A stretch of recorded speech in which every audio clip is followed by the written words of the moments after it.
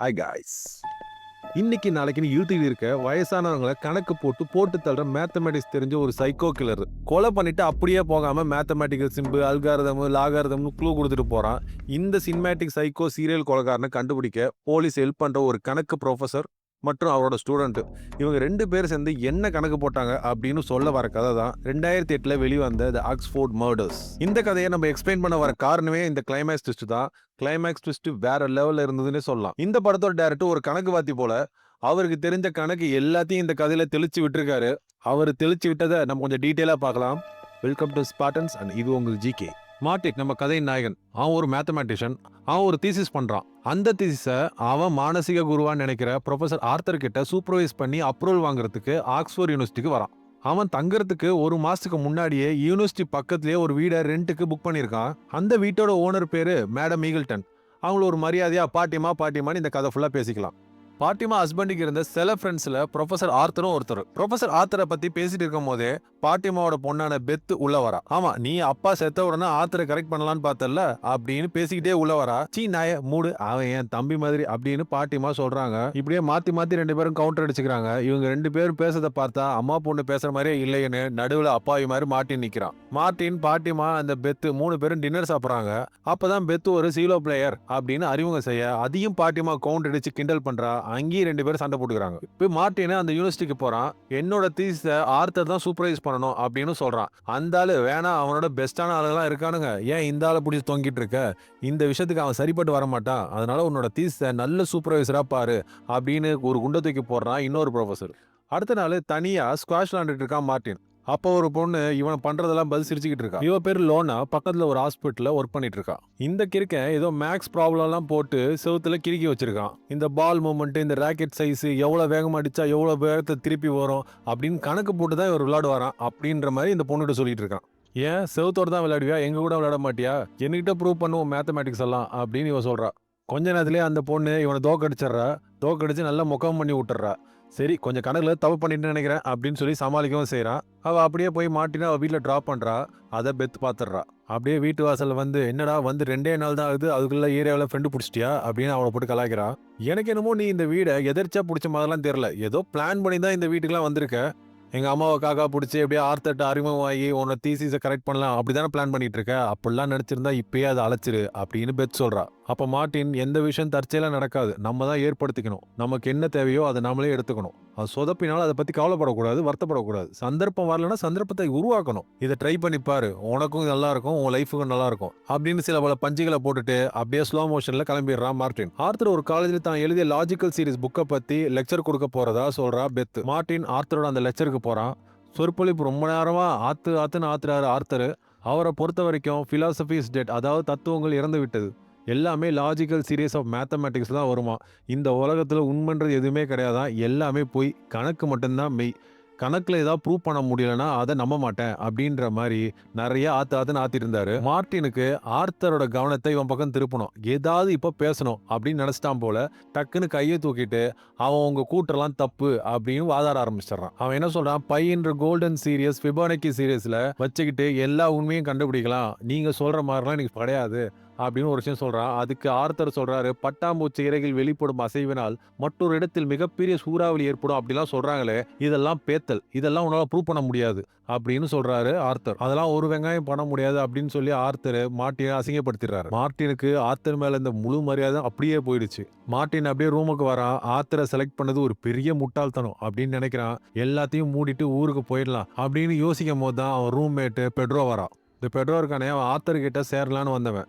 ஆனா அவரு இவனை சேர்த்துக்கல.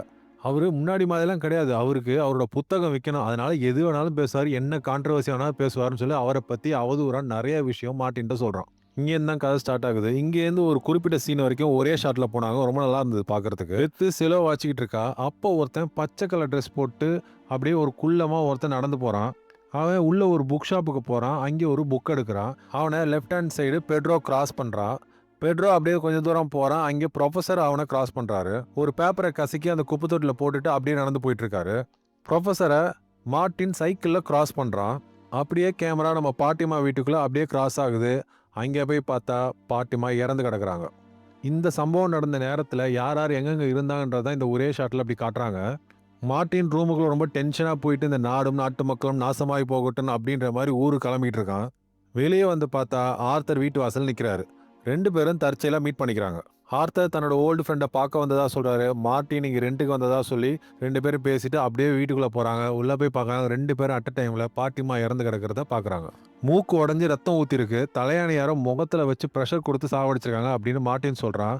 அப்புறம் ஸ்கிராம்பிள் போர்டு தனியா தான் விளையாண்டுட்டு இருந்திருக்காங்க. அதுல கிறிசல்னு அப்படியே இருக்கு, அந்த வேர்ட்ஸ் இருக்கு அப்படின்னு சொல்றான். இதெல்லாம் பாக்குறாங்க, இங்க என்னென்ன இருக்குன்னு பாக்குறாங்க. அப்புறம் மார்ட்டின் போலீஸுக்கு கால் பண்ணிடுறான். இந்த போலீஸ் ஆஃபீஸர் பேர் பீட்டர்சன். அவர் தான் விசாரிக்க ஆரம்பிக்கிறாரு. போலீஸ் மார்ட்டினை ஏன் போனீங்க, எதுக்கு போனீங்க, நீ எங்க இருந்து வந்த, எப்ப வந்த எல்லாம் கேக்குறாங்க. மார்ட்டின் எல்லாத்துக்கும் நடந்தது அப்படியே நடந்த மாதிரியே சொல்லிடுறான். ஆர்த்தர் அங்கே ஏன் போனீங்கன்னு ஆர்த்தர்ட்ட கேக்குறாங்க. எனக்கு ஒரு லெட்டர் வந்தது, அந்த லெட்டர்ல இந்த அட்ரஸ் எழுதி இருந்தது, அதனால தான் இங்க போனேன் அப்படின்னு சொல்லிடுறாரு. அந்த லெட்டர் எங்கன்னு போலீஸ்காரன் கேட்கறான். அது கொலகாரன் தான் எழுதுறான்னு எனக்கு ஜோசியம் தெரியும், தெரிஞ்ச அட்ரஸ், அதனால படிச்சேன், போற வழியில எங்கேயோட தூக்கி போட்டேன் அப்படின்றாரு. ஆனா அந்த லெட்டர்ல சர்க்கிள் இருந்தது இது மாதிரின்னு சொல்லிட்டு ஒன்னு வரைஞ்சு காட்டுறாரு அந்த போலீஸ்காரனுக்கு. ஆனா உங்களுக்கு இந்த கேஸ்ல உங்களுக்கு என்ன ஹெல்ப் பண்ண முடியும் எனக்கு தெரியல, ஆனா எனக்கு ஒரே ஒரு டவுட் இருக்கு, அதை மட்டும் சொல்லிடுறேன். இந்த சர்க்கிள்ன்றது லாஜிக்கல் சீரீஸ்ல ஸ்டார்டிங் அப்படின்றது இந்த கொலைகள் தொடரும் அப்படின்னு கொலைகாரன் ஏதோ உங்களுக்கு சொல்ற மாதிரி இருக்கு அப்படின்னு போலீஸ்காரன் சொல்றாரு. அந்த லெட்டர் எதுக்கு உங்களுக்கு எழுதணும் அப்படின்றத எனக்கு தெரியல அப்படின்னு போலீஸ்காரன் கேட்கறான். நான் ஒரு புத்தகம் எழுதியிருந்தேன், அதுல இந்த சீரியல் கில்லர்ஸை பத்திலாம் எழுதியிருந்தேன். சீரியல் கில்லர்ஸ் எப்பவுமே முட்டாள்தனமா தான் பண்ணுவாங்க, அவங்க இந்த கணக்கு வழக்குலாம் உள்ள வரமாட்டாங்க, இப்படிதான் பண்ணுவாங்க அப்படிதான் பண்ணுவாங்கன்றது கிடையாது, இப்படி அவங்கள பத்தி தப்பா எழுதியிருந்தேன். இதை தான் அவன் தப்புன்னு ப்ரூவ் பண்ண நினைக்கிறான். போலீஸ்காரன் ரொம்ப டென்ஷன் ஆகி, நீங்க சத்தியமா சொல்றேன், நீங்க என்ன சொல்றீங்கன்னு எனக்கு புரியல, லாஜிக்கல் சீஸ்னா ஃபர்ஸ்ட் என்ன அதையாவது சொல்லி தொலைங்க அப்படின்றான். போலீஸ்காரன் ரொம்ப நொந்து போய், சார் உங்களுக்கு புரியுற மாதிரி சொல்லணும், இப்போ 2 4 6 அப்படியே டேஷ் போட்டு 10னா 8 வரும் நீங்க ஈஸியா சொல்லுவீங்களா, இதுதான் சார் லாஜிக்கல் சீரிஸ், 1 3 5 இப்படின்ற வரிசையா வருதுல, நடுவில் என்ன வரும் அப்படின்றது கண்டுபிடிக்கிறதுல, இது மேத்தமேட்டிக்கல் ஈக்குவேஷன்ல இதான் நடக்கும் அப்படின்னு எங்களால கணக்கு போட்டு எங்களால சொல்ல முடியும், இதுக்கு மேல எனக்கு உங்களுக்கு சொல்லி புரிய வைக்க தெரியாது. அந்த கொலைகாரன் நான் புக்ல எழுதுனதெல்லாம் தப்பு அப்படின்னு ப்ரூவ் பண்ண நினைக்கிறான், அதனால தான் இந்த சீரியல் கில்லிங் அப்படின்னு சொல்றாரு ஆர்த்தர். பெத்து கிட்ட அவங்க அம்மா இறந்தது பத்தி சொல்ல வராங்க மார்ட்டினும் ஆர்த்தரும். அந்த வெயிட் பண்ற சமயத்துல ஆர்த்தர் மார்ட்டின் கிட்ட பெத்த பத்தி எல்லா விஷயமும் சொல்றாங்க. பெத்தோட அம்மாவுக்கு கேன்சர், அவங்களுக்கு 5 மாசம் டேட் குறிச்சிட்டாங்க. 6 வருஷத்துக்கு முன்னாடி செத்துருக்க வேண்டியவங்க, ஆனா பெத் ரொம்ப அவளை நல்லா பாத்துக்கிட்டா, அவங்க அம்மாவுக்காக அவன் லைஃபே அர்ப்பணிச்சா. அப்பதான் மார்ட்டினுக்கு பெத் எதுக்கு அவ்வளோ கோவப்பட்ட அவங்க அம்மா கிட்ட அப்படின்னு தெரிய வந்தது. அப்படியே பேசிட்டு இருக்கும்போது மார்ட்டினுக்கு ஒரு விஷயம் தோணுச்சு, அதை அப்படியே ஆர்த்தர்ட்ட சொன்னான். இந்த கொலைகாரன் சாக போறவங்க தான் குறி வைக்கிறான்னு நினைக்கிறேன், ஏன்னா அவங்க மூக்குத்தோட உடஞ்சதால மட்டும்தான் அவங்களை நம்ம கொலைன்னு சொன்னோம், இதுவே மூக்குத்தண்டை உடையாம மூச்சு திணறல செத்து இருந்தாங்கன்னா நம்ம எப்படி அதை கொலைன்னு சொல்லியிருப்போம், ஃபர்ஸ்ட் போலீஸே உள்ள வந்திருக்க மாட்டாங்க, நம்மளுக்கு இது கொலைன்னு தெரிஞ்சிருக்காது. சோ வேணுக்குமே மூக்க உடைச்சு விட்டுருக்கான், அப்பதான் இது கொலைன்னு தெரியும், சோ போலீஸ் இன்வெஸ்டிகேஷன் பண்ணட்டும் அப்படின்னு கொலைகாரன் நினைக்கிறானா அப்படின்னு மார்ட்டின் கேள்வி கேட்கறான். அன்னைக்கு நைட்டு மார்ட்டின் போலீஸ் எடுத்த போட்டோஸ் எல்லாத்தையும் அவன் பார்த்துக்கிட்டு இருக்கான். அப்ப பெத் உள்ள வரா. போலீஸ் இன்னைக்கு அவளை இன்வெஸ்டிகேஷன் பண்ணதை பத்தி சொல்றா. போலீஸை பொறுத்த வரைக்கும் பெத்து மேலதான் கம்ப்ளீட் டவுட்டு. இவ 5 வருஷமா இந்த கேன்சர் பேஷண்ட்டை பார்த்திருக்கா, அவ வாழ்க்கையே வாழவே இல்ல, கான்ல கூட போட்டு தள்ளி இருக்கலாம்ல அப்படின்னு போலீஸ்காரங்க சந்தேகப்படுறதா இவளே சொல்றா மார்ட்டின்ட்ட. சே, இப்படி இல்லாம யோசிக்கிறாங்க, கவலைப்படாது, இதெல்லாம் கடந்து போகும் அப்படியே ஒரு கட்டிப்புடி வைத்தியத்தை போட்டு வெள்ளக்காரன் பணியில சமாதானப்படுத்துறான் மார்ட்டின். அடுத்த நாள் மார்ட்டின் நர்ஸை மீட் பண்ணும் போது அவர் பேச்சு வாக்குல அந்த நர்ஸ் ஆர்த்தரோட ஃப்ரெண்ட்ஸ் சில பேர் தன்னோட பேஷன்ஸா இருக்காங்க அப்படின்னு சொல்றான். ஏற்கனவே அந்த பாட்டிமாவும் ஹாஸ்பிட்டல் தான் ட்ரீட்மெண்ட் எடுத்திருக்கா, கொலைகாரனும் ஆர்த்தரோட ஃப்ரெண்ட்ஸ் எல்லாம் கொலை பண்ணிக்கிட்டு இருக்கான், மறுபடியும் கில்லர் சூஸ் பண்ணணும்னா ஆர்த்தரோட ஃப்ரெண்ட்ஸ் தான் சூஸ் பண்ணணும் அப்படின்னு மார்ட்டின் டவுட்டா வரான். இன்னும் கொஞ்சம் டீட்டெயிலாக விசாரிக்கணும்னு சொல்லிட்டு மார்ட்டின் அந்த நர்ஸ் கூட அவ வீட்டுக்கு நைட் ஸ்டடிக்கு போயிடுறாப்ல. அடுத்த நாள் காலையிலேயே ஹாஸ்பிட்டல் வாசல்ல உட்காந்துக்கிட்டு இருக்கான் மார்ட்டின். ஆர்த்தரும் சைக்கிள்ல வராரு. ஹாஸ்பிட்டல் ரிசப்ஷன்லயே மார்ட்டின் ஒருத்தனை பாக்குறான், குள்ளமா பச்சை கலர் சட்டை போட்டுக்கிட்டு. அவனுடைய பொண்ணு இந்த ஹாஸ்பிட்டல்ல லங் டிரான்ஸ்பிளான்ட்டுக்காக அட்மிட் பண்ணியிருக்காங்க. அவன் பொண்ணுக்கு லங்ஸ் கிடைக்கணும்னு இவனே நிறைய வாட்டி தற்கொலை முயற்சி பண்ணியிருக்கான். இந்த விஷயத்த எல்லாமே நர்ஸ் தான் சொல்றான். ஏதோ தற்செயலா இங்க வந்த மாதிரி ஆர்த்தரோட ஃப்ரெண்டை மீட் பண்றான் மார்ட்டின். ஆர்த்தர் அவரோட ஃப்ரெண்டை பற்றி கிளியரா சொல்றாரு, யாரும் சால்வ் பண்ண முடியாத சில விஷயம்லாம் இந்த ஆள் சால்வ் பண்ணியிருக்காரு, கணக்கு பண்றேன்னு சொல்லிட்டு கபாலம் வாங்கி மென்டல் ஆன ஆளுவேன் அப்படின்னு சொல்றாரு அவனை பத்தி. இப்ப மார்ட்டின் லைப்ரரியில உட்காந்துட்டு இருக்கான். மார்ட்டின் நர்ஸ் கூட நைட் ஸ்டடி பண்ணது பெத்துக்கு எப்படியோ தெரிஞ்சு போச்சு. அன்னைக்கு நைட்டு பெத்துக்கு தான் அப்பாயின்மெண்ட் கொடுத்திருக்காரு போல, ஐயா வரலன்றதுக்காக இப்ப வந்து கத்துன்னு கத்துறா பெத்து. வெளியே பெத்து ஓடுறா, அவ சேஸ் பண்ணி இவரும் ஓடுறாரு. போய் பார்த்தா லைப்ரரி கதவுல ஒரு பேப்பர் ஒட்டி இருக்கு, அதுல ஜோசப் ஹாஸ்பிட்டல் 215 சொல்லிட்டு ஒரு சிம்பிள் வரைஞ்சிருக்கு. அவன் நினைச்ச மாதிரியே அடுத்த விக்டிம் ஜோசப் ஹாஸ்பிட்டல்ல தான். அட்ரா போன் நர்ஸுக்குன்னு போன் அடிக்கிறான் மார்ட்டின். குடுன்னு ஓடி போய் பாக்குறா, அவன் உயிரோட தான் இருக்கான் அப்படின்றத மார்ட்டின் இவளே சொல்றா. அப்பா உயிரோட இங்க இருக்கானா அப்ப யார போட்டு தள்ளனா அப்படின்னு யோசிச்சுட்டு இருக்கான். கட் பண்ணா அந்த ஹாஸ்பிட்டல்ல இன்னொருத்தன் செத்து இருக்கான், அவனும் ஆர்த்தரோட ஃப்ரெண்டு தான். இப்ப அவனை சுத்தி மார்ட்டின், இன்ஸ்பெக்டர், ஆர்த்தர் 3 பேரும் நிக்கிறாங்க. யாரோ ஒருத்தன் வெயின்ல ஊசி குத்திருக்காங்க. வழக்கமா அவருக்கு வெயின்ல எந்த ஒரு ஊசியும் போட மாட்டாங்களாம். போஸ்ட்மார்ட்டம் இப்போ வந்தாதான் எல்லாமே தெரியும் அப்படின்னு இன்ஸ்பெக்டர் பீட்டர்சன் சொல்றாரு. இப்ப ஆர்த்தரும் மார்ட்டினும் ஒரு ரெஸ்டாரண்ட் சந்திக்கிறாங்க. இந்த 2 சீரியஸ் பார்த்துட்டு அடுத்த சீரியஸ் என்னவா இருக்கும் அப்படின்னு 2 பேர் பேசிட்டு இருக்காங்க. எனக்கு அடுத்த சீரியஸ் என்னன்னு தெரியும் அப்படின்னு சொல்றாரு ஆர்த்தர். ஆனா அதை நான் போலீஸ்காரங்களுக்கு சொல்ல விரும்பல. இது நம்ம போடுற கணக்கு கிடையாது. போட்டா தப்பா இருந்தா அழைக்கிறதுக்கு. இது உயிர் சம்பந்தப்பட்டதுன்றதுக்காக என் கற்பனைக்கு இந்த இடத்துல இடம் இல்ல அப்படின்றாரு ஆர்த்தர். நான் உன்கிட்ட சொல்லலாம், அதனால நீ ஒன்னும் கத்துக்க போறதில்ல. வேணா ஒன்னு பண்ணலாம், நான் வரைஞ்சு கொடுத்துறேன். நீ புத்திசாலியா இருந்தா நீயே கண்டுபிடிப்ப. நீ முட்டாளா இருந்தா இப்பவே ஓபன் பண்ணி பாத்துக்கோ அப்படின்னு ஒரு டெஸ்ட் வைக்கிறாரு ஆர்த்தர். ஒரு பேப்பர்ல சீக்கிரட்டா வரைஞ்சு கொடுக்குறாரு. மடக்கி அதை பாக்கெட்ல வச்சுக்கிறான் மார்ட்டின். மார்ட்டினும் பெத்தும் மீட் பண்றாங்க. பெத்துக்கிட்ட மார்ட்டினை பத்தி விசாரிச்சிருக்காங்க போலீஸ். இவ போலீஸ் கிட்ட இல்லாத போல அதெல்லாம் சொல்லியிருக்கா. அதாவது மார்ட்டின் இவன் மேல ஆசைப்பட்டதாகவும், இவன் இங்க ஆர்த்தரை பார்க்க தான் பிளான் பண்ணி இங்க வந்ததாகவும், ஆர்த்தர்ட்ட தான் தான் பெரிய புத்திசாலி அப்படின்னு ப்ரூவ் பண்ண நினைக்கிறதாகவும், இப்படிலாம் போலீஸ்கார்ட்ட தேவையில்லாம வத்தி வச்சுட்டு வந்திருக்கா இந்த பெத்து. ஏன் இதான் தேவையில்லாமலாம் சொல்லிட்டு இருக்கிற அப்படின்னு இவன் கேட்கறான். அதுக்கு இல்ல, நான் என்ன சொல்றேன்னு எனக்கு தெரியல, தெரியாம சொல்லிட்டேன், கவலைப்படாத, உன்னை தூக்கெல்லாம் போட மாட்டாங்கன்னு ரொம்ப கூலா சொல்லிட்டு போறா பெத்து.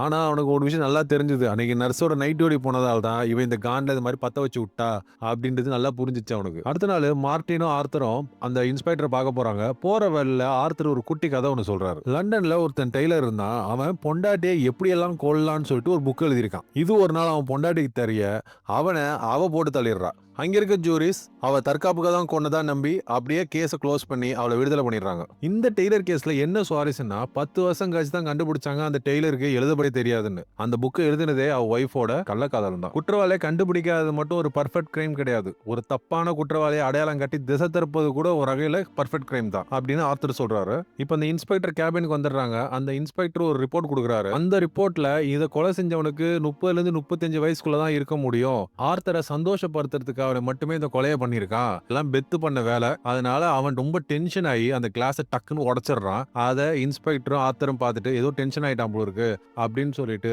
அவனை சமாதானப்படுத்தி அழைச்சிட்டு போறாங்க. பெட்ரோ அந்த மார்ட்டின் ரூம்மேட், அந்த பைத்தியக்கார பையன் ஃபுல்லா தண்ணியை போட்டு பயங்கரமா ரகலை பண்ணிட்டு இருக்கான். அவன் ஒரு பெரிய மேத்தமேட்டிக்ஸ் ஜீனியஸா. நான் சால்வ் பண்ண ப்ராப்ளத்தெல்லாம் அவன் சால்வ் பண்ணிட்டேன்னு சொல்லி பெருமை தேட்டு போயிட்டு இருக்கான். இந்த காலேஜை விட்டா கொளுத்திடுவேன் அப்படின்ற மாதிரி இஷ்டத்துக்கு குடிச்சிட்டு பேசிட்டு கிடக்குறான். அப்புறம் அவனை சமாதானப்படுத்தி அவனை அழைச்சிட்டு போயிட்டு தூக்கி அவன் ரூம்ல போடுறாங்க. பெத்தோட கான்செர்ட்டுக்கு மார்ட்டினும் ஆர்த்தரும் போறாங்க. அந்த கான்செர்ட் ஒரு டிஃபரெண்டான கான்செர்ட். எல்லாம் டிஃபரெண்ட் ட்ரெஸ்ல போறாங்க. ஆர்த்தர் நம்ம மாஸ்க் ஆஃப் ஜோரோ ட்ரெஸ் எல்லாம் போட்டு போயிடுறாரு. அந்த இடத்துல ஒருத்தன் மறைஞ்சு போறத மார்ட்டின் பாத்துறான். அந்த கான்செர்ட்டுக்கு பீட்டர்சனும் வந்திருந்தாரு.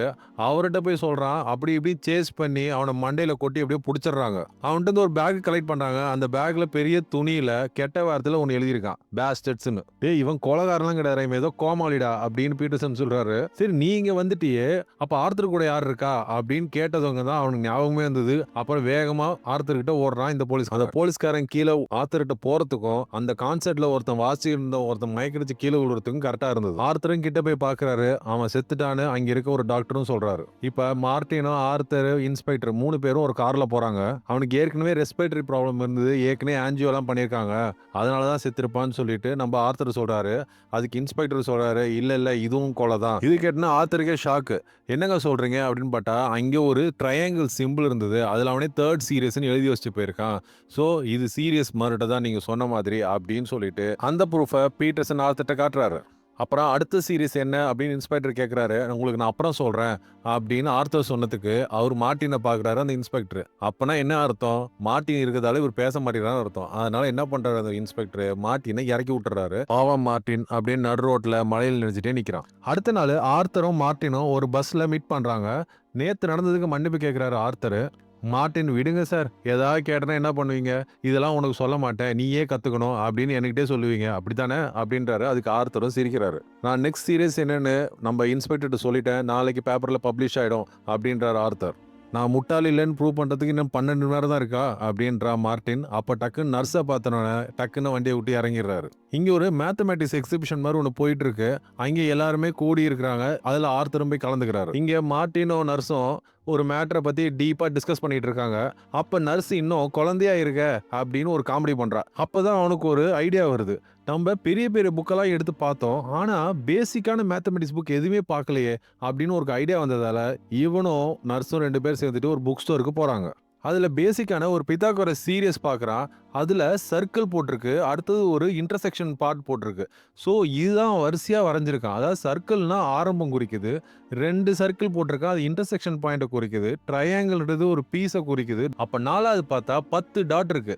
இந்த 10 டாட்டும் ஒரு விஷயத்த குறிக்குது அப்படின்றான் மார்ட்டின். இந்த 10 டாட்டும் டிமோர்ஜ்ன்னு ஒரு காட குறிக்குது. அது எஜிப்ட்ல ரொம்ப நாளா அவங்கள கும்பிட்டுட்டு இருந்தாங்க. அந்த டிமோர்ஜ் காடுக்கு ஒரு ஸ்பெஷாலிட்டி உண்டாம். அவங்களுக்கு ஒரு தத்துவம் இருக்கு. மனநலம் குன்றியவர்கள், மூளை வளர்ச்சி இல்லாதவங்க, வாழ தகுதி இல்லாதவர்கள் அப்படின்னு நினைக்கிறவங்க அவங்க. அதனால அவங்கள சாகடிச்சு அவங்களோட உறுப்புகளை மத்தவங்களுக்கு டிரான்ஸ்பிளான்ட் பண்றத அப்பவே அவங்க வச்சிருந்ததாக சொல்றாங்க அந்த புக்ல. இத பார்த்ததுக்கு அப்புறம் தான் இவனுக்கு ஒரு ஞாபகம் வருது. இவன் ஒரு அடி நர்ஸ பார்க்கும்போது ஒரு குள்ளமா ஒரு ஆளு ஒரு புக்க கையில வச்சுட்டு உட்கார்ந்திருப்பான். அந்த புக்கு தான் இந்த புக்கு.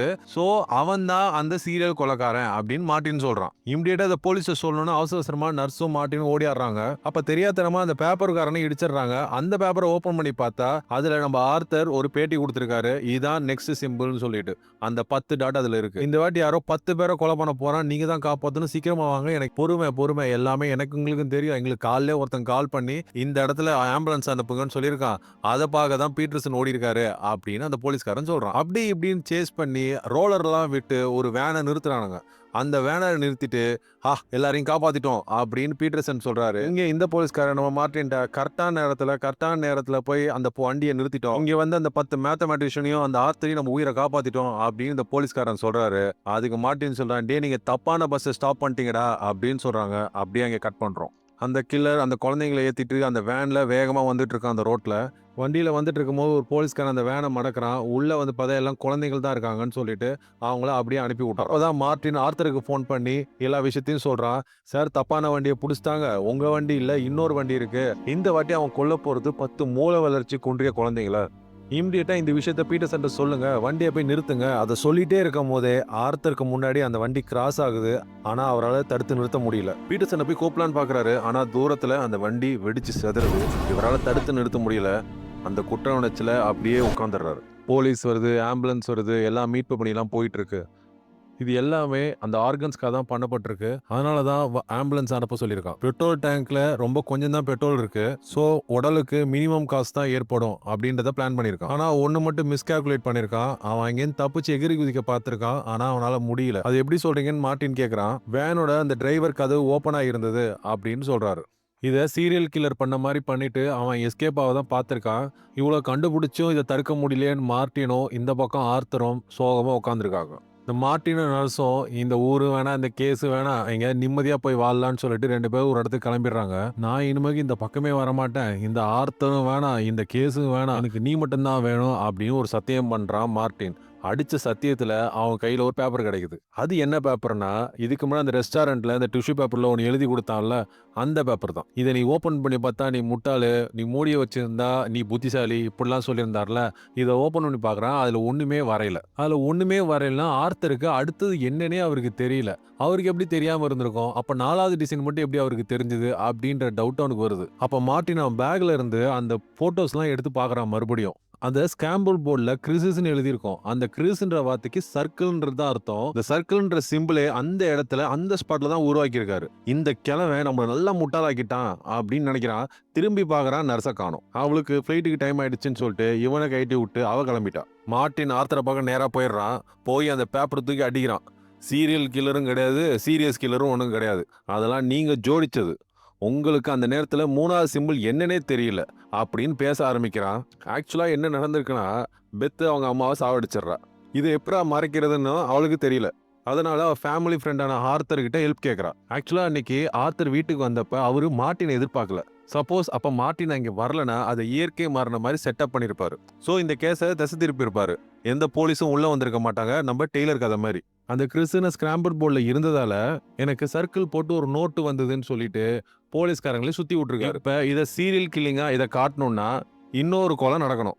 இவர் அடுத்தது என்ன செய்யலான்னு தெரியாம இருந்தப்பதான் மார்ட்டின் அவனுக்கே தெரியாம கில்லர் சாக போறவங்கள தான் சாவடிக்கிறான் அப்படின்ற ஒரு விஷயத்த சொல்ல அடுத்தது என்ன செய்யலாம்னு அவர் முடிவு பண்ணிட்டாரு. அதனால அவர் சாக கடந்த அவரோட ஃப்ரெண்டு அன்னைக்கு இறந்துடுறாரு. இன்னும் 2வது சிம்பிள லைப்ரரியில ஒட்டிருக்காரு. ஒன்னு இவர் ஒட்டிருப்பாரு, இல்லைன்னா நம்ம பெத்த ஒட்டிருக்கலாம். ஏன்னா அவ அன்னைக்கு லைப்ரரி வந்திருந்தா. ஒரு எம்டி சிரிஞ்ச் எடுத்து அவர் வெயின்ல குத்தி விட்டுறாரு. அதனாலதான் போஸ்ட்மார்டம் ரிப்போர்ட்லயும் பெருசா ஒன்றும் கண்டுபிடிக்க முடியல. மார்ட்டின் நல்லா பகடக்காய் மாதிரி நல்லா யூஸ் பண்ணிருக்காரு. 3வது டெத்து அவரு கடவுளே கொடுத்தது. அந்த ஆள் நிஜமாவே இயற்கையாக தான் செத்து போறான். அங்க இருக்க பேப்பர்ல ட்ரையாங்கிள் சிம்பிள் மாதிரி போட்டு பேர்ல குத்தி வச்சுட்டு வந்துடுறாரு. இது போலீஸ்காரங்க கண்ணில் படுற மாதிரி வச்சு விட்டுறாரு. அதை பீட்டர்சன் எடுத்து அவனே வாங்குவாயாலேயே கொலைன்னு சொல்ல வச்சிடறாரு. நான் செஞ்சது எதுவுமே குற்றம் இல்லை, நான் திசை மட்டும் தான் திருப்பி விட்டேன் அப்படின்னு ஆர்த்தர் சொல்றாரு. அதுக்கு மார்ட்டின், நீங்க சொன்னது கரெக்ட். இந்த பைத்தியக்கார பஸ் டிரைவர் வராத வரைக்கும் நீங்க கொடுத்த அந்த பேப்பர் நியூஸ் அதை வச்சு தான் அவனுக்கு சாதகமா இந்த விபத்தை நடத்தினான். அவனே இந்த விபத்தை பண்ணிட்டு இது சீரியல் கில்லர் மேல போட்டுட்டு போயிடலாம் அப்படின்னு அவன் யோசிக்க வச்சது நீங்க தான். அந்த 10 குழந்தைங்க சாவுக்கு நீங்க தான் பொறுப்பு.